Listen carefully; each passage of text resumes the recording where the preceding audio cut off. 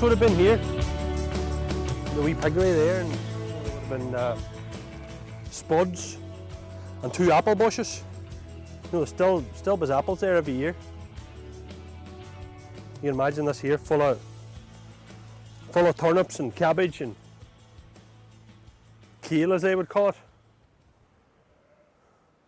Would have kept them going all winter, you know. So they would have been self-sufficient then? They'd have been self-sufficient. And blackcurrants. You know, I still remember coming here and getting blackcurrants, picking them. But the generation before that, they would have made jam out of it, you know, and they would have been, I suppose, preserving it, doing them all winter. So But it's, how many rows of potatoes would you have had here? well, wee Neil would have put in maybe 4 or 5 wee ridges of pretties here. But his father before him would have put out a full fill of spuds. And if they had it done well, you know, they would have sold them. You know, they would have sold them and made a wee pound, because there was very little money to be made. And that's what the sow was for there, that wee piggery. They would have maybe put a sow in and bacon all winter. They would have put it in a tea chest. It's hard to believe. Imagine putting a pig in a tea chest. They would have killed it and rubbed it with salt and put it in the tea chest. But it's hard to believe. It's very overgrown now. So Neil's cottage now then, what is it? What happens here now? Well, we get together and we have storytelling in it, and we've there was a lot of get together, maybe bits of music, and you know, 3 or 4 times in the year, especially in the summertime. Not so much over the winter time because it's very cold. But we get together and it was nice. It was nice to get sitting down and get a cup of tea and a bit of homemade scone bread, and just sit down and chat. There's no radio, there's no TV. There's a tilly lamp and a lock of candles, and it was really, really enjoyable. Especially when you get the older generation chatting about what it was like and about the blackout at the war, and you know, it was really, really interesting. Especially for somebody like me, a younger generation that doesn't really, it was very hard to imagine what it was like. But when you sit in that house and at maybe 10 o'clock at night, there's no light, all you hear is a sss of the tilly lamp, and the old folks chatting. There's tea being made, and the smell of the scone bread that only freshly baked. You know, it's absolutely beautiful. So do you remember Neil living here? I remember Neil living here. You know, he never had electricity, never had running water. He would have came to our house. He had a TV. It was a black and white TV, and it was run off a 12-volt battery. And the man, he loved Formula 1 and he loved snooker. Can you imagine watching snooker on a black and white TV? You know, the poor man didn't. He used to come to our house for the final. And I remember it was the 80s, he came up to watch Dennis Taylor won it that year. And he came up to our house and he couldn't believe it. He says, God, them's red balls. He couldn't believe it. You know, this was amazing to him, because he's watched it for years on a black and white TV. Like, the balls all look grey. Like, I want anybody that's watching snooker, just turn the TV to black and white. Just watch it for 10 minutes. You'll not know what ball they're hitting. You know, and he could follow it and he understood it, and it was, you know, it was amazing to me. You know, there was one horse here, and my father had one horse, and because the ground was so steep, they would have teamed the horses up. You know, in that way that, you know, it took a lot of power to pull a plough or pull a grubber, or, you know, or do any work. But I know Eddie Neil had a lovely wee white mare here, and my father had a Clydesdale, 2 completely different size horses, but when they were together, they made a perfect match.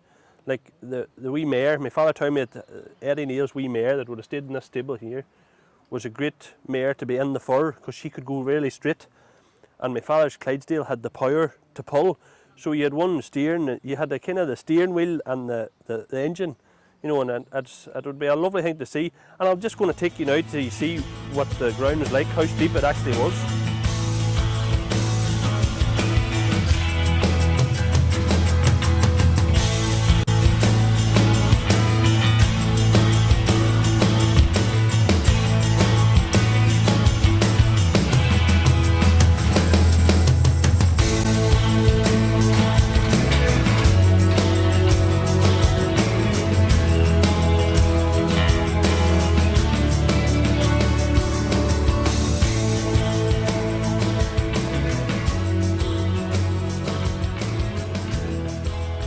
This field here would have been in corn, and to get it into corn they would have had to use horses, and it would have been just, you know, It's unbelievable. It would be hard work for a tractor to do it, let alone 2 horses ploughing. And most times you would have had to plough down and walk back up. You know, and it beggars belief the amount of hard work that they would have done at that time. You know, but it was done, and there was no complaining. It was just day-to-day work. Did many people come back when they emigrated? Oh, emigrated. Aye, whenever they left. You were away a wee while, Paddy, Oh, weren't you? some come back here and just started up Aye. the way, done a bit of farming, the same as they done before they left. And Uh-huh. they had a bit of- And some didn't. some didn't, And but some then come back. My father was away in America for 10 years, and the other brother, Frank came. He Yeah, wasn't but- over as long, but then when they come back were 2 younger brothers, Paddy and Tommy. He went, and from the day they went to this very day, they were never any. They never returned. Yeah, no Uh-huh. word. You Never can't returned. trace them nowhere. But you know, whenever people came, when you were small, and people came back, like Yankees or whatever, came back, oh, see, how did it impact in the house? And was there much tidying up to be done or whatever? The first thing was the whitewash brush was taken out. Uh-huh. And the Temperance. worst clothes you could get, put them on you and splash away at the whitewash. And then you tarred up, you put tar up so far up the wall. Aye, of course. So Kind of acted as a damp-proof course, you know. the whitewash was lime actually, Yeah, wasn't it? lime, yeah. Was that burnt lime? Burnt or was it- lime. Not just burnt lime, yeah. Burnt lime. they drew all the limestone was drew from billets around here, drew in horses and carts and broken up and burned in small kilns, That's right. kilns and made into lime. So you're more time farming than you were. You know, Yeah. Were you So being we're saying kept that- off school, Johnny? Yeah, you were off all in the time. summertime? You're lucky if you got to school 3 weeks in the year because you were off filling turf, wrickling the turf, dropping the spuds, and all the rest. Milking a cow? Oh, we milked before we went to school and took the can of milk down to the end of the road for the Nestle's lorry to collect it. Shaking the hay. And That's another the job. hay and everything. Spuds. And the worst job of the lot was pulling the lint and spreading the lint out of the dam. Oh, yeah, Aye, damn. flax, It aye. was a heavy, dirty, and we were only wains, we were only kids, like, you know. We were here a year when my mum, well, she was taken to Omagh Hospital and she had to go through an operation. And she cares to her beds, so she was sent home. And she said she wouldn't do anything, you know, work or anything. Too stressed. But my dad, I always remember he was churning at the bottom of that table. He was churning, and I always remember she called my dad Jack, though his name was John Charles. But she says, Jack, give me a wee drink of that buttermilk. And he says, now, the hospital told you to don't be drinking. But when he was finished churning, he pushed the butter to the side and gave her a wee drop, just a small drop. And then he was going to Strabane Fair. And he said, Susan, if you hear the cow roaring, she's going to have a calf, send down for the McCrossons. But they were sent for, but they didn't come anyway. So she got up out of the bed, and my sister died there in New Zealand a couple of years back. She was the eldest of us, she was 12. And my mother carried the 2 front legs of the calf, and we carried the hind leg each. But when we got into the barn, my mum did that and grabbed her side, you know. And she says to Cassie, my sister, she says, run down and get Gerald Ward, that is the taxi man and the plum at the time. She died that evening, her stitches burst and she died, so my dad was left with 6 of us, you know. And what age were you then, Johnny? Just come down for 6. So who was the woman of the house then, Johnny? My sister, she was only 12 and she was beautiful, she was great. She did all the baking and everything. She was an angel.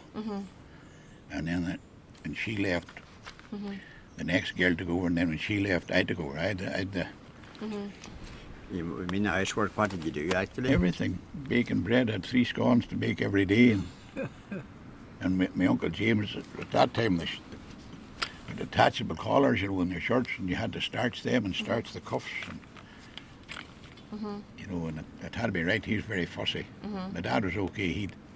He just put on a He tartan lived shirt. with you, James, and did he? Aye, we all lived together there. Yeah. I don't know how we all lived in that wee house, but we did anyhow. You were saying, Paddy, years ago, there was a lot of shops in Glenelly. Oh, well, down there at the pub, you could start down. First, there were Joe Duncan's and Bob Duncan's, that was two. And there were another called the Wee Shop. I called it the Wee Shop down there above Ozzy Orrs. You And know, who they used owned to that? in the Kelvys, so some of the Kelvy had a wee shop there. And then John Barney's, McCullough's down here, that was four. Okay, Edwards. Four, aye, and no, well, four up the side Aye. was four. Carlin was five, McCullough's six. Aye. And there were three in Cranach. There were two in the village, and McCluskey's had a wee shop when I was young too. Johnny There was Conway. nine. Johnny Conway's. Johnny Conway's was 10, Coils. Coils 11, and Spurn was 12. 12, and then there were Edwards and Barnes. Aye, that's 13, but there were 9 of them from John Barney's up in Glenelly. Most people had a barrel at the fireside for putting the oatmeal in it, and they would crush it down to such a extent that they would take the air out of it, Aye. and that would last all winter. But we used to love getting the first oatmeal you got made, and you had your own cured bacon, and then you made meal of crusher for your dinner. Did you ever get meal of What is crusher? more like meal of crusher, John? That was just when you fry the bacon, you take the bacon off, and then you know what the amount of gravy would be on, Right. and then you get a bowl of Gravy. brand new meal, and the meat was lovely and crispy. You throw it in and just stir it around, and it was What'd you call it Meal. again? meal of crusher. Meal of crusher. Meal But- of crusher. Yeah, And but you'd never tasted anything like it in your life. It's something you never Just forget. imagine it. But there was Health. one thing you had to be careful with, because it looked cold, Well, of course, aye. and if it would scald, it would Aye, stick the you, fat, it would aye. burn you through. And what about the bread? But it was They made lovely. it in front of the fire. didn't they? Aye, the oat bread. Oaten bread. And that What was do you call oat the bread. thing that they... what was It's just a bread iron. Bread iron. You There's just a stood wee it up iron I and mean, made it the stood up in scones in front of the front. fire, and there were a wee thing back to keep Yeah, it up, wee you know. prop. but they're melted. And mind you, there was some making on them that Did time. you hear the one Made it about before. the one about the wee tramp man that come up to the house and begging for stuff? And the wee woman in the house buttered him a lump of the oaten bread, big lump like that. So he licked the butter off it, and he says, "Thanks for the butter, ma'am. There's your bird." And after the November fair, when they were roughness of money, if they hadn't a pig to kill and cure, they would go and they would buy a barrel of salt herring, 200 weight of salt, a bag of flour, and a tea chest of tea for the winter. And that And was whoever was doing the cooking and for the breakfast, woman of the house, whoever it was, they would take out about 10 or 12 herring, and they would steep them all night and cut up a few spuds and water, and that took the salt out, Aye, of course. and you had them for your breakfast in the morning. There was We still a used lot to of do salt that in too. them. Aye. My dad always Still bought a do. barrel of herring, Aye, and you take out maybe 2 dozen aye, but and every- put them in an old pot under the spout, in the spring, and let maybe for 2 days let the water run on them, But, and then take them out, put a piece of bull wire about that length, put it through their tails, hang them up the side of the chimney, aye, they'd be- Nice. and they'd be nice and dry and Johnny, crispy. Ah, that'd be But lovely. we used to love coming in from school. I'm The sure. tongs, just big tongs, The raw potatoes stick them look- across the fire and throw about 4 herring on. And boy, it was fantastic. But I came home to put the station over, and it was Father Hearn. And everybody was all scared about this guy, And I went into Strabane the day before and I bought a saucepan and different wee things. And May Quinn would come in and she says, I put on a couple of eggs in the saucepan. And she says, but I'd already told her that I bought the saucepan to make porridge for the priest. And then she says, there's only one person here can make porridge for the priest, and that's Maggie Ann McCrory across the burn. And I said, for God's sake, I've been making porridge from that bloody side, But anyway, the morning come, I put the eggs on the same saucepan. She says, what are you doing? I said, I'm buying myself 2 eggs, I'm starving. She said, I thought you bought that saucepan to make porridge for the priest. She said, you'll never go to heaven making boiling eggs in the... Priest I saucepan. said, it's going to be used all the time. But anyway, the next morning, and my God, you want to see the many women went about the wee bits of flake meal in their fingers like that. Oh, it's too thick now, and then they'll take some of the stuff out. more water, and then it was too thin. More, there were about 10 of them. Sunday came along, right? And I don't think Father Hearn liked women anyway. I don't know, like I didn't know him that well. But anyway, he started preaching on Sunday. And the women nowadays, he says, do you know, he says, they couldn't even make porridge, he says. And you could see all these women that were running about the way. They were all going like,